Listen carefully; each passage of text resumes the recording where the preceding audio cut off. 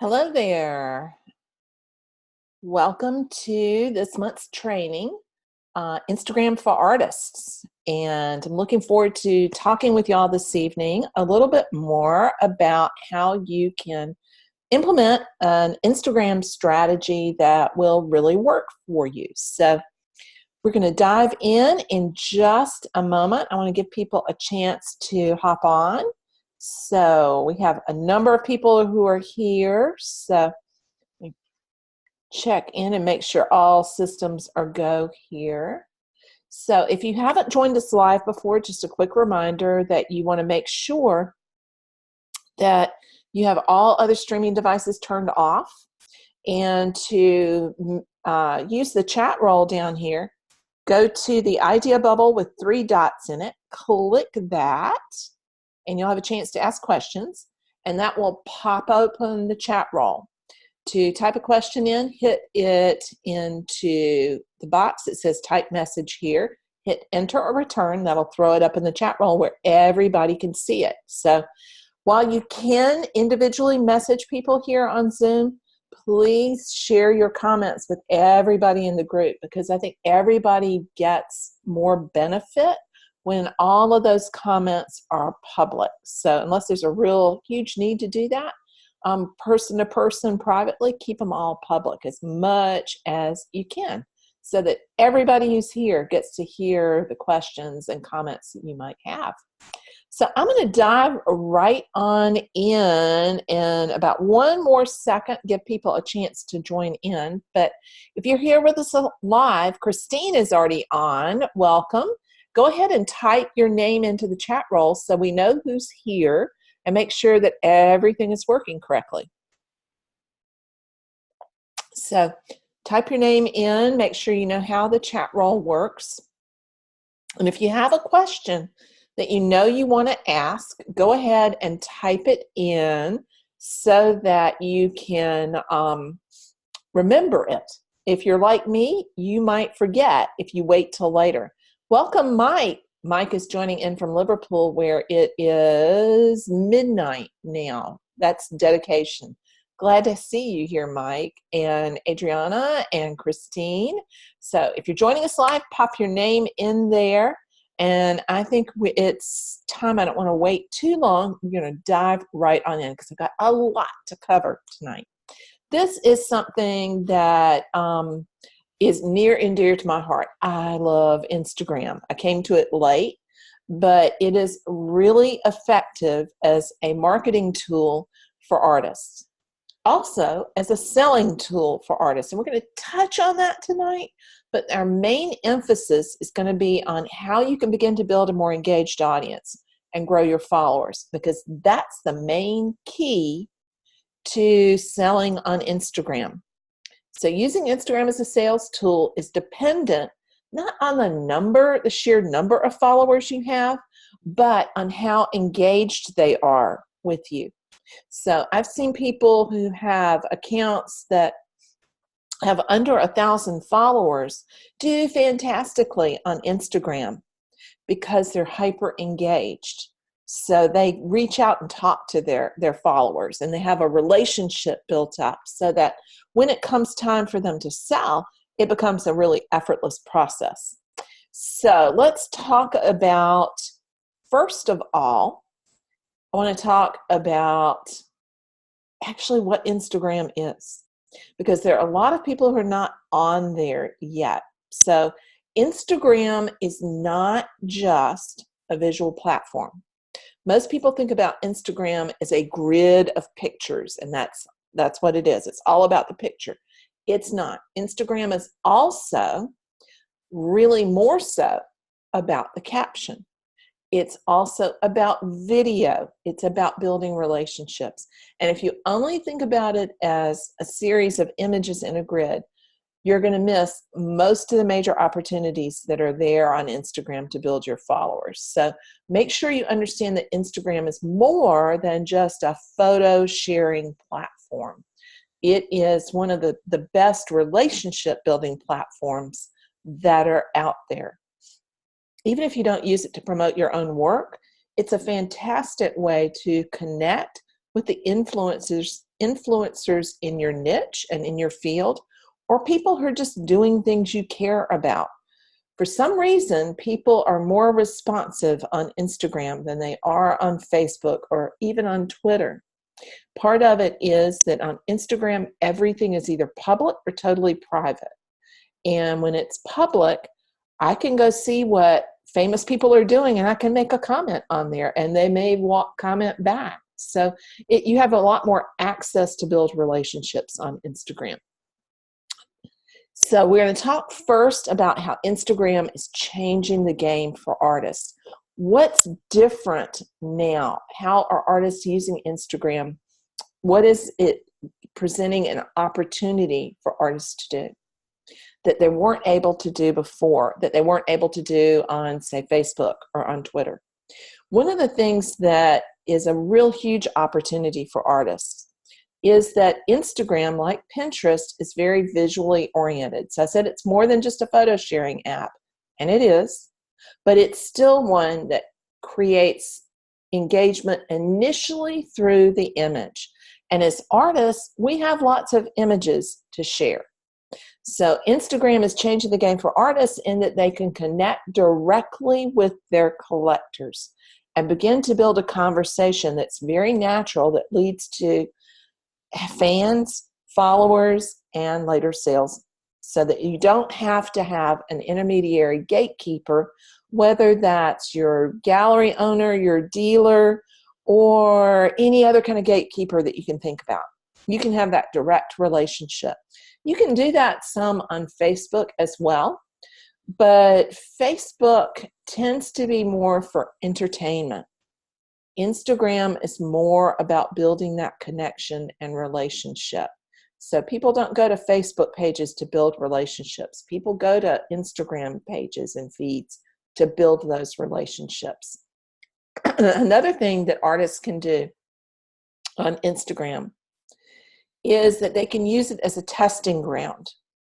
You can throw ideas up against the wall to see what sticks. You can see which images are resonating the most with people so that you can share more of that kind of work. You have a kind of direct feedback loop, especially when you have a business account, so that you can see how your audience is responding to your work. Whether they make a comment or not, you can see how many people are coming, how many people are liking, how many people are sharing, and you can interact with them directly. The third thing that you can do on Instagram is you can actually sell directly on the Instagram platform using specific apps or by the simple process of sending people to your messages. It's called to the DMs, where you can exchange information and get their email address to send them a PayPal invoice. Or if you have a shopping cart app like Shopify, you can have them purchase directly from in the app. That's a little bit more complicated and a little bit more high tech, but you can absolutely do it with an invoice from PayPal and using the email message system on there. That is highly, highly effective. So being able to sell directly on the platform can be a game changer. You can also move people from Instagram to your email list and sell via that as well. So it is a great way to build up a following and to make sales. Top 3 mistakes that I see artists making on Instagram. So the first one, these are the top 3 mistakes around photos. I'm cheating. I've got 2 sets of mistakes because one really revolves more around the images that they're sharing, and one about the one set about how they're using it. So Carson's asking me about whether Kate and Beverly got in. Let me check, Carson. I think so. I can check and see here. So Beverly and Kate, if you are in the room, make a comment. But I can look and check attendees too. They are here in the room. So woohoo. So the two sets of mistakes really are in groups. The first one has to do with the kind of images we share. And these are really universal mistakes that artists make, and they have to do with mistakes artists make with their photos, period, whether they're for their website, for Instagram, or for Facebook. So I kind of pulled those out separately. And those mistakes have to do, first of all, with watermarking their images. Watermarking is not going to prevent somebody from stealing your work. Watermarks get in the way of your collectors, potential collectors, seeing your work. Watermarks mar the image and become busy when they're looked at small on a grid on a phone. They take over the feed. So imagine looking at a grid of 9 images in the Instagram app, and there's the watermark in the same place on each one. It looks awful. Don't do that. If you're worried about your work being stolen, perform due diligence. Do reverse image searches on Google and check to see if your images are out there being used by other sites. Then follow up with a takedown notice. Your images will get borrowed and copied at one time or another. It's part of the business, and it can happen offline as well as online. So not posting your images on social media and on the web is not going to protect you from people stealing your image. It just cuts your nose off to spite your face. It means that you're not taking advantage of the opportunities that are out there to share your work with the world and have an impact. So don't hide your work away, and don't hide it behind a watermark. They don't work. So A, there are ways to remove them, and B, they get in the way of your collectors seeing them. Second big problem that I see with photographs is when people take the photograph at a really awkward angle. So they're shooting the photograph from the side and kind of crooked and sideways, and they don't edit the photo. So edit your photos. Make sure that you're taking photos of your artwork from angles that enhance the way the artwork is represented. You don't have to crop everything out on Instagram.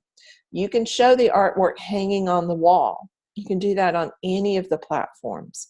But you want to make sure that your photograph is straight, that it's not a trapezoid, so that you've got horizontal and vertical lines that are horizontal and vertical.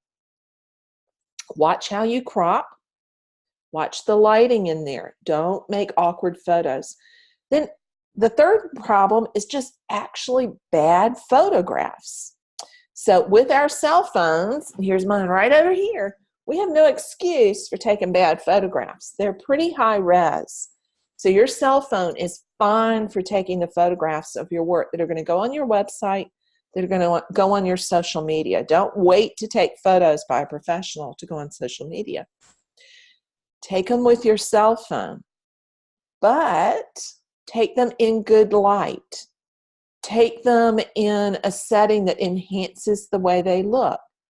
Brownie bonus points for staging the photo of your artwork. Get a spot on your wall.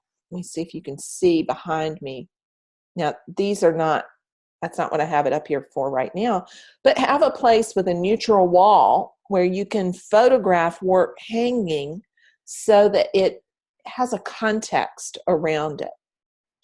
Then your work is not quite as intimidating to your potential collectors. So contextualize it. Take good photos. Hang it on a wall. Shoot the photographs straight. Make sure you've got enough light. The biggest problem I see really with taking photos is people taking it in low light situations from a weird angle. So get as much light as you can. Get diffused light, which means like a cloudy day, and make sure that your work is illuminated well enough that it's not going to get pixelated. You don't have to get a professional to shoot them. So get those good photos in. Then the next set of issues really are about Instagram itself. And they go beyond just the mistakes that artists make. All kinds of people make these mistakes as well. Number one is people overthink the grid. So when I'm talking about the grid, let me share my screen here for a minute so that you can see exactly what I mean. And I'll show you my grid. I'll show you my grid if you show me your grid. Haha. Bad puns arrive and jokes later in the afternoon. So this is my grid. And you can scroll down infinitely on the grid, but on the app, when somebody's looking at it on their cell phone, on the app, what they see initially generally is the first 9 images and the stuff up above. Now, what people tend to do is they style their grid and they spend months planning it out. Don't do that, because the reality of Instagram at this stage and point is that very few people go to somebody's Instagram feed, their grid, and look through the whole thing. That's not how people find your stuff on Instagram. So they're worrying too much about the overall look of your grid is a waste of time. Don't go there. You want to make sure that there's a little cohesiveness to it. You might want to think about photographing your work in the same kind of way each time, or having a standard way of doing things. What I do think about when I'm posting stuff is I try to not repeat the same kind of work one right after the other. You can see right here where I made a boo-boo. I posted 2 green forest paintings, one right after the other, so that they are bumped up against each other in the feed. I would try not to do that, but it's not a disaster if you do. It does not impact your reach. It doesn't impact people's reactions. Don't obsess about that. Try to have some variety in the colors of the pieces that you post. Try to post some things of you working, some things of your subjects, as well as your paintings. So you want to choose a variety of things, but not everything in the world. People on Instagram don't need to see what you ate for dinner last night on an artist's feed. Kind of keep it to what you're doing here. It doesn't mean that you have to not ever post anything about your life. I think it's helpful to do that, but your feed predominantly should be about your work. You can post your cute dog, you can post your cute child, you can post your cute grandchild. That definitely can be attractive to your viewers, and it gives them insight into your world, but it shouldn't take over your feed. It should predominantly be about your work, not about other stuff. Where people tend to see your work the first time is on the actual feed, not on the grid. It's called home on Instagram. And it means that they're scrolling through and seeing posts by the people that they're following.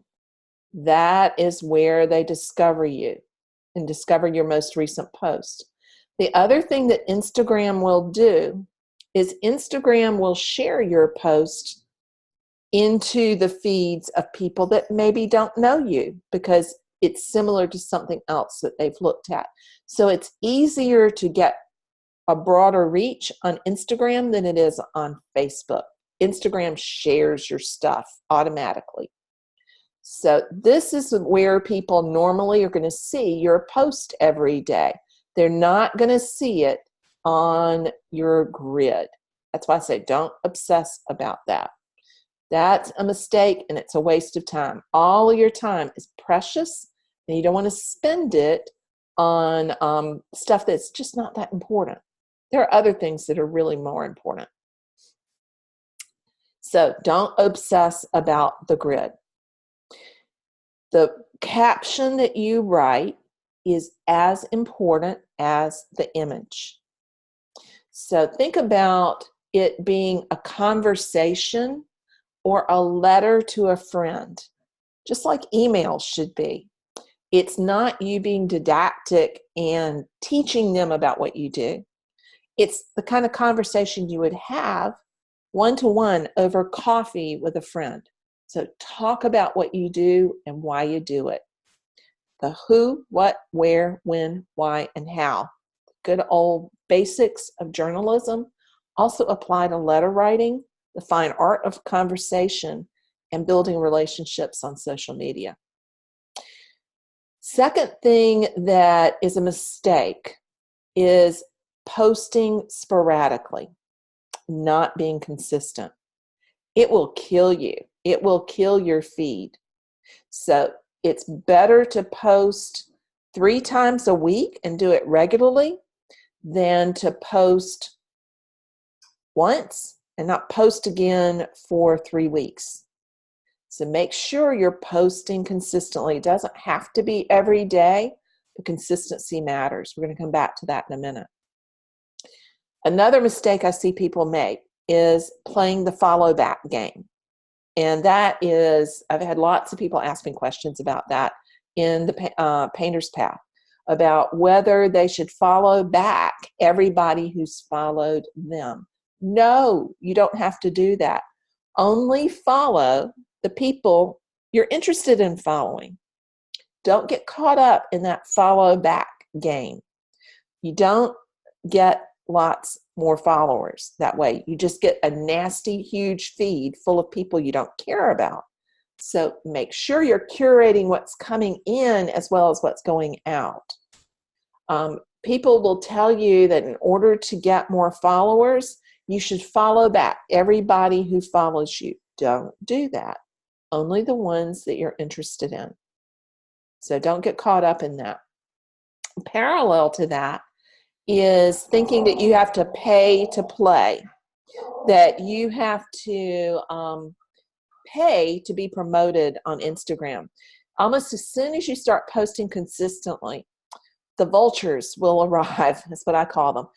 They're these bigger, well, they're not even that necessarily that big a site. They're predators who prey on people who don't know that it's just a marketing trick. So they're these groups that call themselves online galleries. And as soon as you're posting consistently on Instagram, they will private message you, or they'll comment on one of your posts that if you would like to be featured on their Instagram feed, to just send them a message. Then when you dig in a little bit deeper, they want X amount per image for you to be featured on their Instagram feed. That's not going to get you anywhere, and I would not do that. That is a scam. And there's several groups out there that do that, and you do not need to pay to play. If you want to pay to play, run some Instagram ads, but don't go and pay to be featured on somebody else's site. That's not a good, solid promotional technique. It doesn't really work. So then I have some ideas for you on ways to get more engaged followers. Things that you can do to really jumpstart that account and begin to not have crickets when you post. Number one is to curate your feed. So remember I said the grid doesn't matter long term, but it does matter what you post. So you don't have to curate the grid so that it looks picture perfect and you're creating an inauthentic view of what your studio practice is. But you do need to think about what you post. You want to post images that are reflective of your work. You want to post good photos. You want to think about having nice variety in your posts. Go back to the things I mentioned earlier. You want to post and share images of your work, images of you creating your work, and images of your inspiration. If you think about those 3 categories and you rotate through them, then you'll have curated your feed. That's all the curation you need to worry about. Secondly, you want to post with a plan. And ideally, when you're starting out, post once a day. I used to tell people to post 3 times a day on social media. I don't think it's necessary anymore. And in fact, with so many more people on social media, it becomes a little spammy. So post once a day and post more consistently. If you can't post once a day, go back to that old fallback of 3 times a week, 3 to 5 times a week.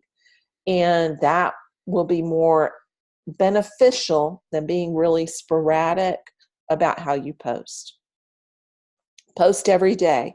Every time I'm consistent about posting every day, the number of views of my profile and clicks to my website increase. There's a direct relationship between being consistent and having turnover and conversion into followers, into email subscribers, and into sales. Consistency matters more than anything else. So post consistently. Even if it's a short post that just has the title and tells people a little bit about the medium. You don't have to write a novel every single time. Don't be afraid to write a long form post, but don't feel like it has to happen every time. Just post consistently. Then, third thing, you want to have a Zingy Bio. Don't be boring in your bio. Get some emojis in there. Get some calls to action in there. Don't leave your link the same from week to week, month to month. So think about using the website link to direct people to a specific thing that's happening. So the bio, for those of you who have not joined on Instagram yet, is this section. Oops, going to the wrong spot. Go back to Instagram. Whoops, wrong thing. I just lost. There we go. Get back to Instagram. So your bio is the section at the top of your grid. You don't have a whole lot of space. It's pretty much like a Twitter tweet. You know, you've got X number of characters. It's got to be short and sweet and direct to the point about what it is you do and how you can help people. You want to have some catchy phrases in there. If there's a hashtag that you use that is specific to you, like artwork living is mine, then I have that in my bio. So make sure it's clear, make sure it has a call to action in there, and make sure that you let people know what it is that you do right up here where your name is. Now, I know people who leave the name out and put other stuff in there.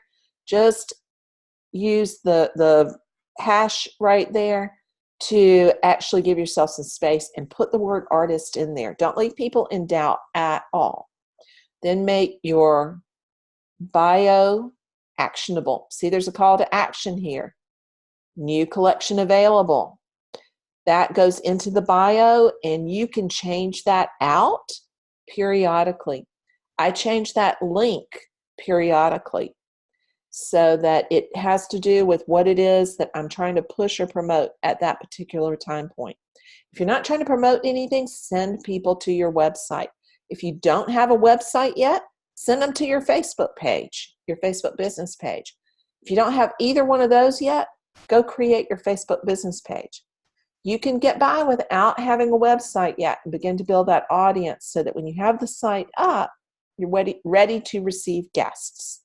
But get going with something there. Have a link for people to click, to follow, to find other stuff about you. So use the bio. It's a crucial piece of real estate. And don't put junk in there. Really think about curating those words. And keep it catchy. Keep it zingy so that people are interested in reading the whole thing. Short as it is, you want them to really read that whole entire thing. So then number 4 goes back to that. Share a post every day. Make sure that you're posting every day. Make sure that you're using hashtags, which is really what number 4 is. I kind of repeated myself on share a post today. Do you think I'm emphasizing consistency just a little bit there? I really recommend posting every day because it does begin to build momentum, and you'll see a rapid growth in the number of people who are following you. If you do it sporadically, it won't happen. But one of the other ways that people will find you is if you use hashtags, and if you are really careful about picking hashtags that apply to the work that you do, the place that you live, and the things that you love and are passionate about. So what I mean by hashtags, because not everybody is familiar with those at all, is that's that number sign followed by the short blurb that follows and kind of outlines or tags an idea. Hashtags are search terms. And hashtags, the tags, are also used in WordPress sites and all kind of other things. Tagging is just a system to let people know that if they hit that, they'll find something about it on your post. So when you look at the hashtags, I'll go back to Instagram here again. I'll click on a post here. Hope I remember to put the hashtags in there on that one. I don't always, and I think I may have forgotten that one, or they went in later. I knew I was going to pick one that was not a good example. So I put the hashtags in the first comment each time. Of course, pick some that I didn't do that on. No, I did it on this one. So I get more reach when I use hashtags. When I don't use the hashtags, then I don't tend to get as much reach. So here we go. So have a group of hashtags. You have to research to find the best ones for you. But to get started with hashtags, look at somebody who's doing work that's similar to yours and see which hashtags apply to you. So for example, if you're not living in the South, Southern artist is not a tag that you want to use. Use hashtags that actually really do apply to your work, apply to you, and apply to the location that you're in. So for the series of paintings that I did in Low Country that were from Charleston, Edisto, Tybee, and Savannah, I've got those hashtags in there. So if somebody goes and does a search of Tybee, they're going to pull up not just paintings that I've done, but paintings that other people have done that they've hashtagged with Tybee. And you'll also find photographs and images of people's vacations on Tybee. So if somebody's getting ready to go vacation on Tybee, they might type that in and look and then find your paintings or your photographs. So using those hashtags really carefully can dramatically increase your reach. Now, the reason that I put the hashtags in a separate comment is that they kind of clutter up a post.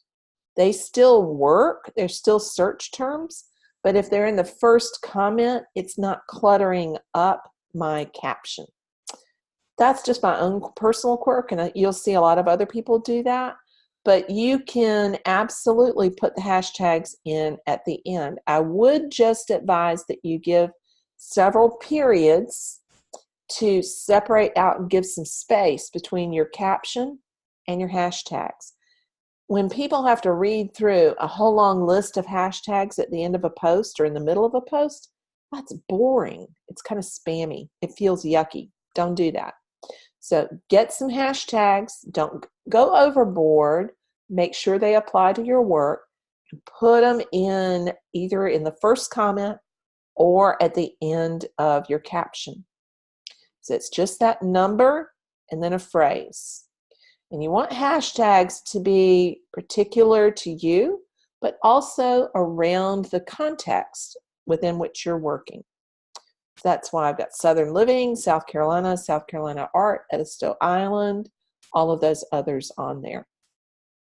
So I will come back and check too if anybody has any questions about hashtags in just a minute. We can go over those. So then Hashtags are important, but don't let them overwhelm you. You can gradually build up your set of hashtags. And other thing I want to share with y'all about hashtags before I forget is how you can collect them. Let's see if I can find notes. Here we go. So I keep my hashtags in my Notes app. And all Apple products come with a Notes app, whether it's your phone or your iPad or your computer.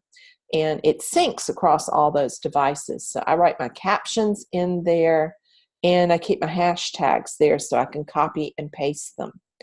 So you'll see down here, I've got Instagram hashtags, and I've got two different sets. One for paintings that are from the Midlands in South Carolina, and one for the paintings that are of the coast. So I'll copy and paste those depending on what the subject matter is of the paintings.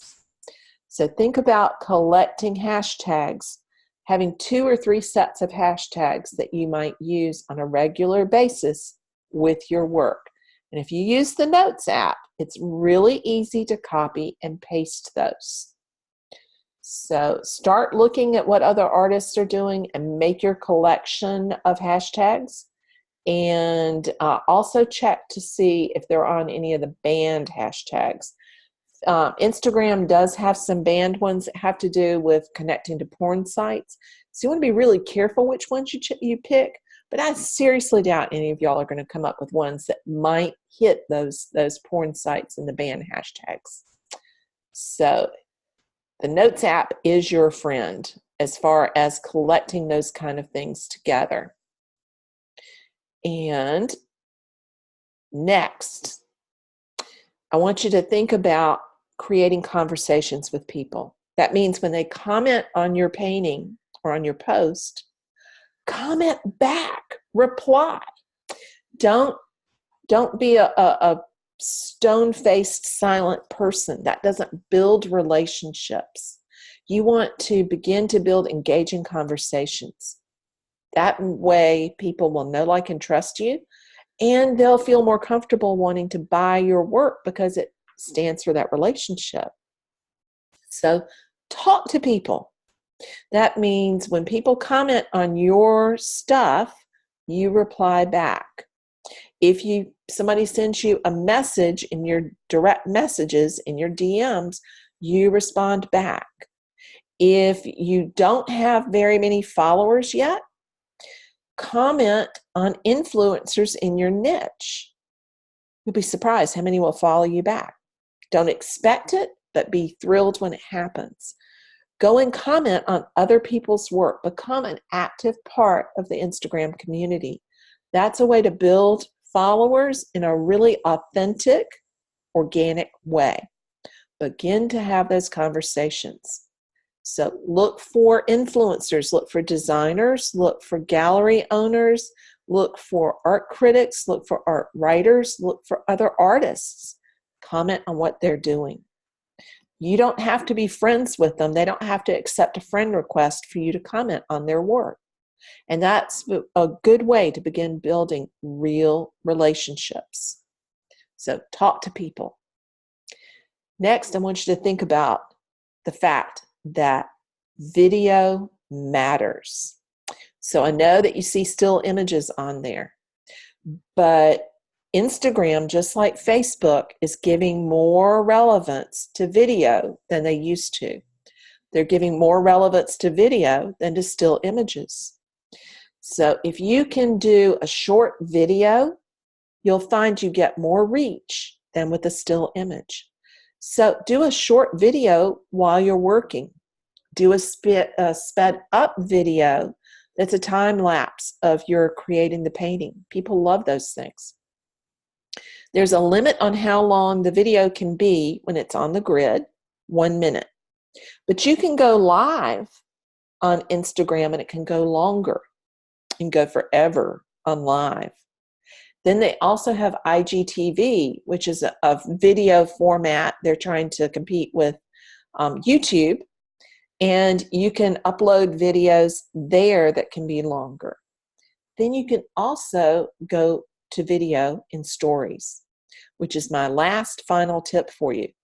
Take it to the stories, because that's where the action is. That's where you get a lot of direct engagement. You'll get a lot of people visiting your profile and going to your website or whatever the link is that's your call to action if you begin to post in stories. And it doesn't have to be fancy. The beauty of stories is that when you're first getting started on there, they only last for 24 hours. Now you get an archived copy of it, but nobody can see it after 24 hours. So if you do a really awful story and it's a terrible photo or a crappy video, it's going to go away and you don't have to worry about it being there forever for people to see. But it's very engaging. And the reason it's engaging is that it sits at the top of the app. So when you open Instagram, and Facebook started doing this too, when you open Instagram, right at the top of your app are a row of circles. All of those are stories. And I know some of you are already on stories. What people tend to do, and it's the reason the grid is not as important anymore, people tend to punch the first one, they mash that button, and they watch every story that's up there from people that they follow. Story after story after story. And if it's a good one, they'll watch it all the way to the end. If it's not, they'll scroll through. But people are really caught up with stories, and it doesn't have to be video. It can be still images, but it needs to kind of tell a story. That's the term, stories. You can tell the story of a day in your life. You can tell the story of your painting. You can tell the story of making the painting. Look at some other artists' stories, follow some other artists, and you'll get some ideas of how to do that. But go back to the who, what, where, why, when, and how, and that's what you need to do in stories as well. It can be as simple as posting a still image in stories. That's okay too to get started with. Stories lets you overlay text onto that image, and you can do all kinds of other things in there that are fun to play around with as well. Don't let it overwhelm you, but get started with it. You can get into stories all the time, every day, and you can post less on your grid. So it's a little bit more fun to play with, and it can have a lot of benefit. People are really attracted to stories. So remember the stats. 500 million people log on to Instagram every day. So you need to get on there as well. We're going to be talking about Instagram for the coming probably week and a half over in the membership. So I mentioned earlier that we're going to have an Instagram challenge. We have a 5-day Instagram challenge starting next Monday. And we're going to get people jump started on developing followers so that then you can get your engaged audience and move to creating sales. But you can't create sales until you have followers on your Instagram account. So we're going to be talking about how you can do that. And every day in the membership, there'll be a different prompt for you for that day for you to get started on the challenge. And you don't have to join in exactly on Monday. You can go through those prompts later because they'll all be in the membership still. But there's a lot of power in doing something together. So most of y'all have participated in the Daily Painting Challenge before. Think about how much camaraderie develops around people all having a similar goal, going towards that goal. Same thing happens with building an engagement audience, an engaged audience on social media. It is a lot easier when there's a critical mass of people doing the same kind of thing. So think about joining in on the challenge starting Monday. Get your Instagram account established. And let's get those first 100 followers so that you can begin building an audience that's engaged with what you're doing and eagerly awaiting your next post, and then will eventually purchase from you. It's a way to get started. So keep Monday on your mind, and we'll dive into that on Monday. Watch for those posts in there. And I want to make sure I leave enough time here for questions. So we've got some great ones in here. Kate says, on iPhone, you can edit the images light to dark and color situation. It's really helpful. It is indeed. And I'm glad you mentioned that, because there's some things I want y'all to watch out for. Yeah, you can actually edit the image in the iPhone and do a lot of what you need to do to make the photos look good right in there. You can lighten and darken. You can adjust the exposure. You can do pretty much everything you need to do. And I know that Android has that ability as well. So edit your photos right there in your phone. You don't have to have Photoshop to have great looking photographs. If you want to use a photo editing app, Photoshop Elements is easier to use if you're not a Photoshop junkie than the regular Photoshop. So think about that. But I would just recommend, as Kate says, to edit on your iPhone. So that is really helpful. One of the things you want to avoid when you're posting, do not use filters on your photographs. So when you post on Instagram and you upload your image, the next step that it always will take you through is applying a filter. You can do that on the photos that are lifestyle photos, or photos of your pets, or even a photo of you working, but don't do that on your paintings, because you want your artwork, you want people to see the artwork as close to what it actually looks like as possible. So don't play with filters when it's your artwork. And Adriana says, people really plan their grids out? Oh, yes, they do. And there's actually nothing wrong with planning the grid out in the sense of planning your posts. So if you are going to promote something, you want to plan what you're going to post in the order so that you specifically are creating kind of this long extended story or a narrative that's going to create breadcrumbs that pull people down the trail towards that purchase or whatever the promotion is. It might be signing up for your email list. So you do need to plan ahead.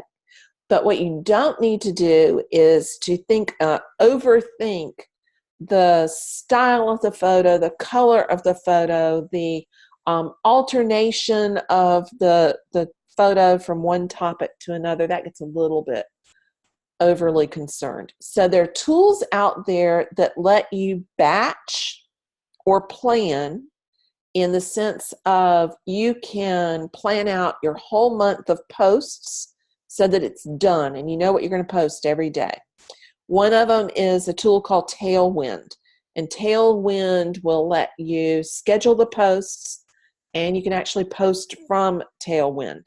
Another one that lets you plan out your posts so you have all your captions written, all your photos styled and ready to go, cropped and ready to go, is Planoly. Then another one is SmarterQ, and that's the one I use when I actually get that far ahead and do it. SmarterQ lets me plan out the posts for as far ahead as I want to get.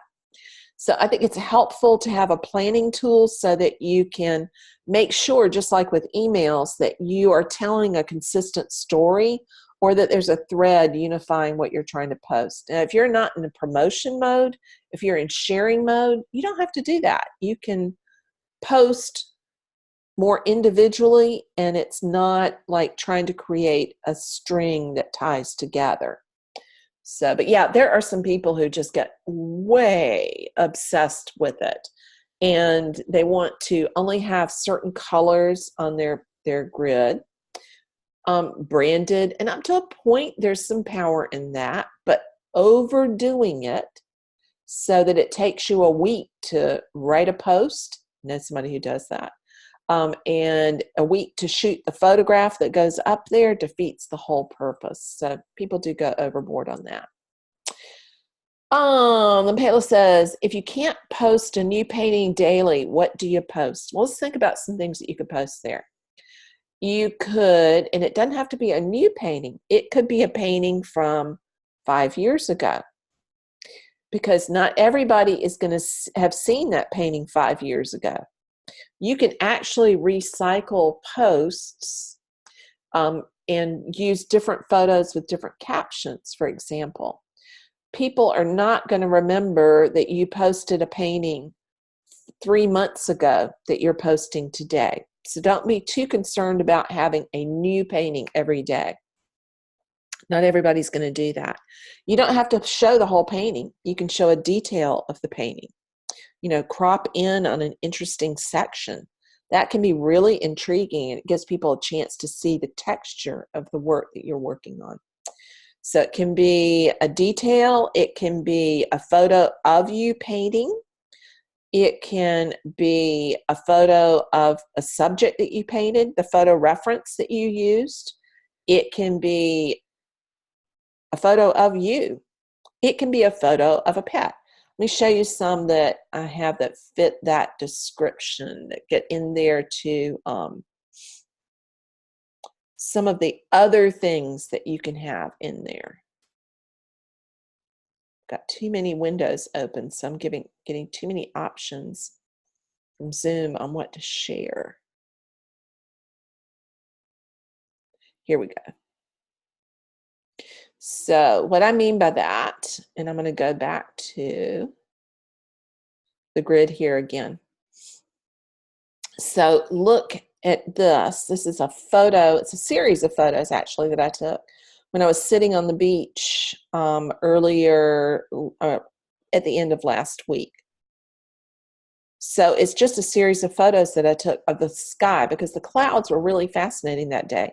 Those are going to end up being paintings at some point. But it gives people an insight into what a day is like for me, and the fact that it's midweek and work for me can include going to the beach and sitting on the beach. That is a work activity. So that becomes part of the story of Mary. Then you can also post images of work in progress. So this is a painting that's in progress. You can actually go to the point of asking people for feedback if you want to see if what you're doing is working or if it's resonating with people. So show progress shots, then come back and show people what it looks like when it's finished. People love progress shots. You can show 5 different stages of the painting, and that's 5 different posts, and they don't have to all be together. Then you can also, like I said, show photographs of you working in the process of painting. People love seeing something, again, that's part the way down the road. You can have a video, and I'm not going to hit that because you'll see too much motion. I think it might take too much bandwidth. But you can have a video, and there's sound on there. That's another reason I didn't want to press the button. You can have a short video that demos you actually painting. You can have a photo that you're working from. So this image right here is one that is a photo that I'm working from on another painting. So it's the inspiration for a painting. All of those things help to tell the broader story of who and what you are as an artist. So any of those things will work. And I got just as much response on that photo as I did on some of the other paintings.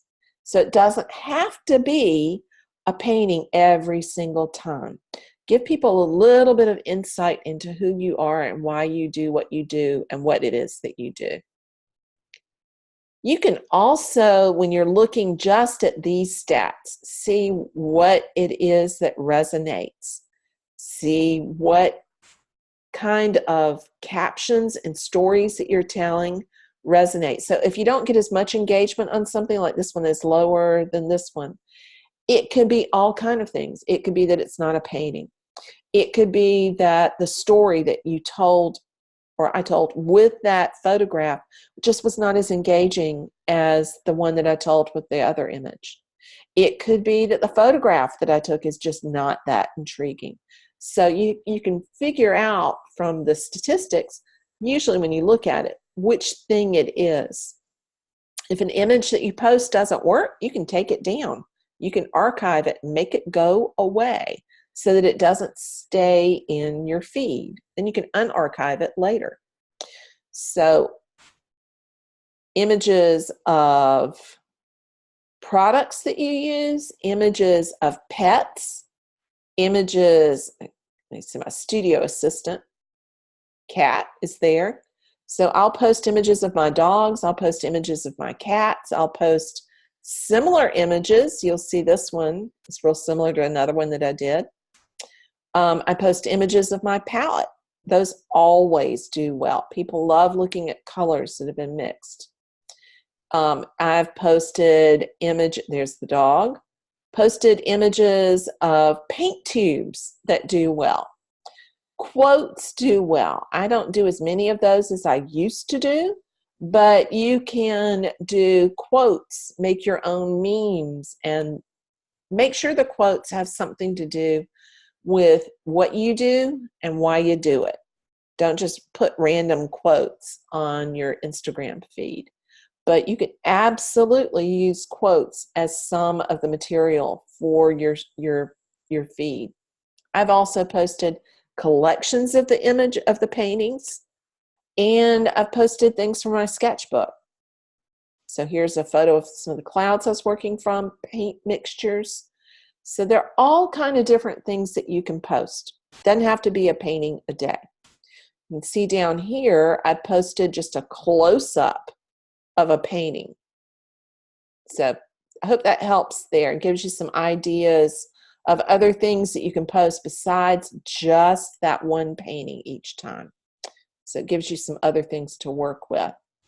Any other questions? Anything else that anybody has a question about? We've got a couple of minutes left, and I'm happy to take any questions. I also want to look and make sure that I cover any questions that came up in the comments under the event.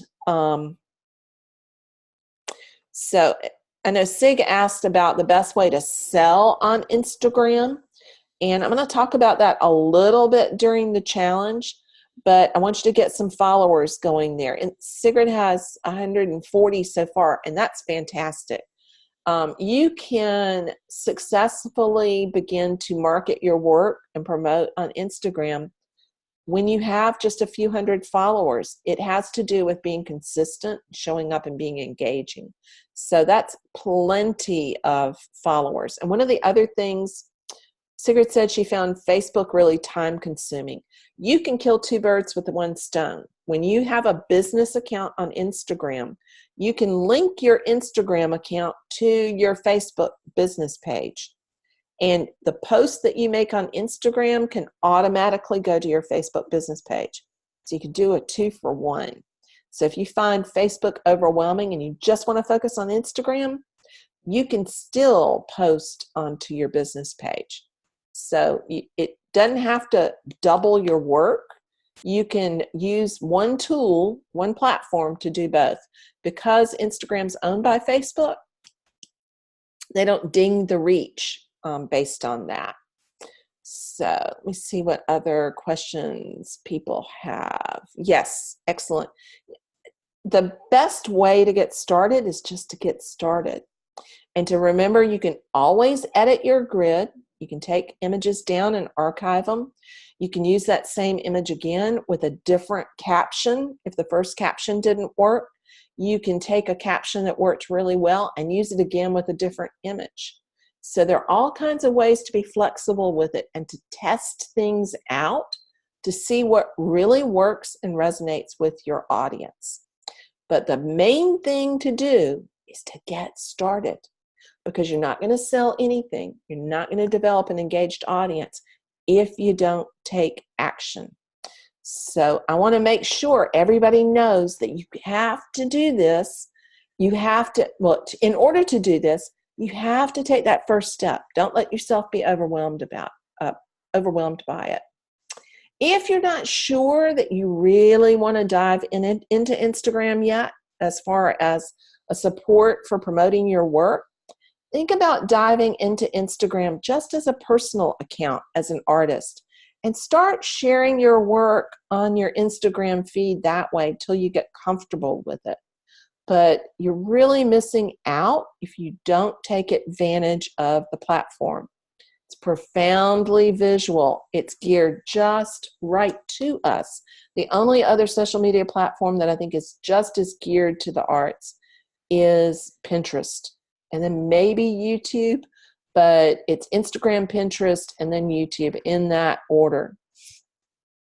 So Kate says, what do you recommend? Business Instagram or non-business? Business. And here's why. When you have a business account, you can do that linking from your Instagram account to your Facebook account so that you can have the post automatically go from Instagram to your Facebook business page. You can't do that with a personal account. Second reason to have a business account is you can't run ads if it's a personal account. You got to make it business in order to run ads. Third reason is you get a lot of insights. You get the actual statistics, and only on the app. You can't look at them on your desktop computer, but on the app, on your phone or on your iPad, you can look at more of the demographic data. You can look at the number of interactions, the engagements. You can tell when most of your followers are online, so you can sort of get an idea of when the best time is for you to post. You just get a lot more data that way. You don't have to go down the data rabbit hole, but information is power. So I definitely recommend a business account. You don't have to treat it like a formal business account. You can still keep it pretty personal, but you just cannot do as much with a personal account. And remember that business accounts, whether it's on Instagram or on Facebook, are by definition public. They can't be private. So don't share personal stuff on there that you don't want out there for the rest of the world. So, but I definitely do recommend the business account. So Adriana says she'll be traveling on Monday and Tuesday, but she'll do the challenge in spite of that. You can always start the challenge on Wednesday. Don't feel like you can't do it or that you have to do it while you're traveling. You know, give yourself plenty of time to absorb it so you can catch up later. You don't have to do it on a Monday. It's going to be there in the group, in the membership for as long as you're a member, so you can always dive back into it. So, yay, Kate. I'm glad that you enjoyed that. Don't let any of it be overwhelming. Just take that very first step, because that's the only thing that's going to get you towards your goal there. So if anybody has any other questions about using Instagram like that, be sure to post them into the membership, and we'll be going through there and checking to see that we get those questions answered. So time for maybe one more question if anybody has anything else they want to ask. Otherwise, I'm going to send you off to go get your Instagram account set up if you haven't done that yet. So cool. If you've got an Instagram account, we're going to work on sharing those in the membership so that you can begin to build some camaraderie there on Instagram. Now, you don't get a whole lot of buzz for just having all your friends follow you. But when you have a group of people who are interested in the same basic thing, so we're all artists working towards becoming better artists, towards having impact and growing our audience, it can be very powerful to have other people following what you're doing and commenting on your posts. So you'll be able to share your account in there, and hopefully we'll follow each other and share and comment on those posts, and you can get more reach through that engagement with each other. So if you have any other questions that come to you later, tag me in the membership so that I see it. Remember, that's at Mary Gilkerson, and then I'll see it. And I'll talk to y'all later. Happy painting, everybody. Happy art making, and have a great rest of the week. Here's to Instagram and building a more engaged audience. Bye-bye for now, y'all.